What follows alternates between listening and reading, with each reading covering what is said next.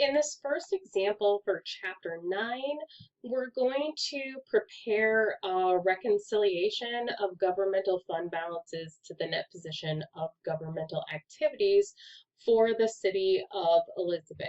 So we have a list of information here, and we're going to prepare a good form reconciliation statement. So first, we'll have our heading, City of Elizabeth. And then this is a reconciliation of the balance sheet.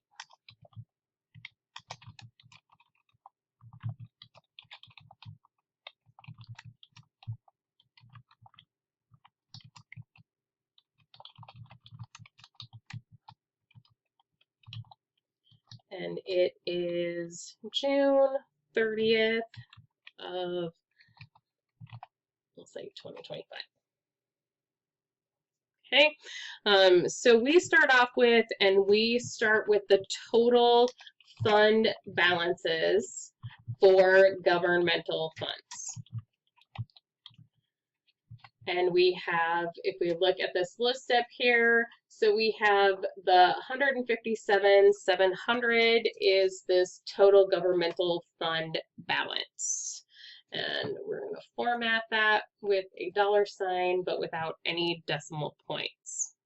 Okay, and then we're going to record these changes to get our net position in governmental activities. So then we have amounts reported for governmental activities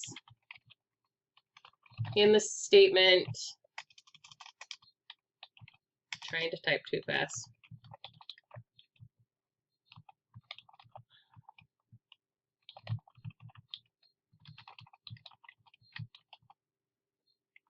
Okay, so we have capital assets,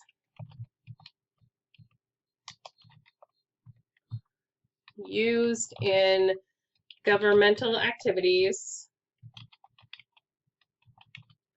are not financial resources,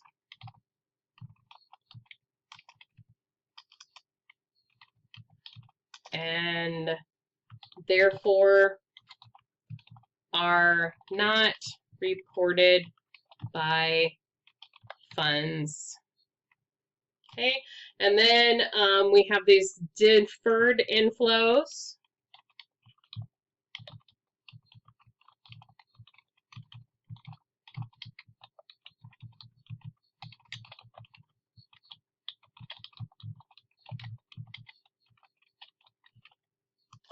And then we have long-term liabilities.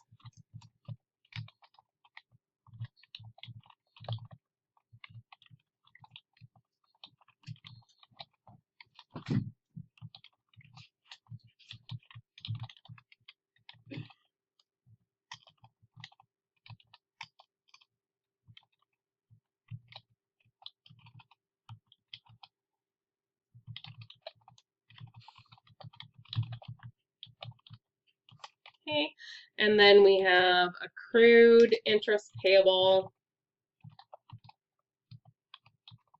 that is not due in the current period.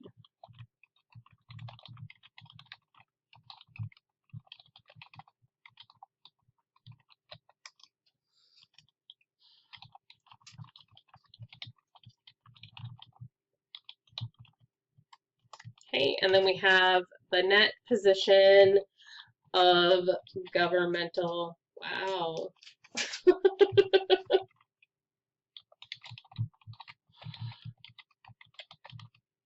Okay, so let's do some formatting here. So we're going to do this across two, so we'll merge and center, and then merge and center, we're going to wrap the text of that, and then we're going to merge and center, and we're going to change that to a long date, actually. So we'll make that a little bit longer. We're going to pull this out just a little bit further. This is a 2-column statement. Okay, so all of these amounts here, I'm going to select all of these. These are going to, we're going to wrap text. Okay, and so have a little bit further that because it's a 2-column statement, it is normal to wrap text. So first, let's calculate this capital assets amount that's used in governmental activities that are not financial resources. So this is our, we have our capital assets up here. And then we also see that we have accumulated depreciation on capital assets. So this amount that we're going to have here is net of depreciation. So we're going to take our capital assets amount and subtract our accumulated depreciation to get the total amount of capital assets that we're talking about here. Okay. Then we have deferred inflows of resources due to unavailability of resources to pay current expenditures. That is just the value given to us.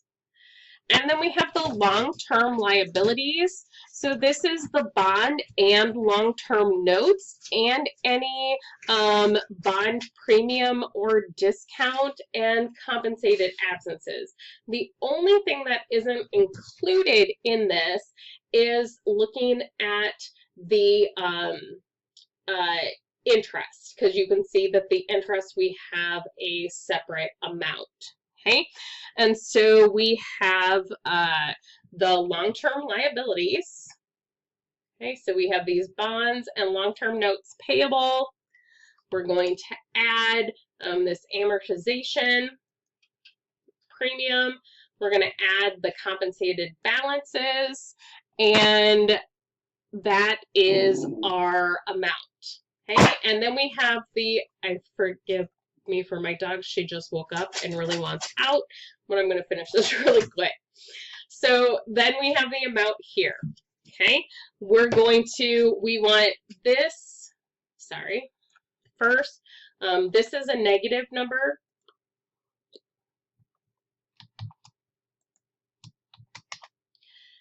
And this is a negative number. So format these all as counting. But we do want a dollar amount on that one. Okay.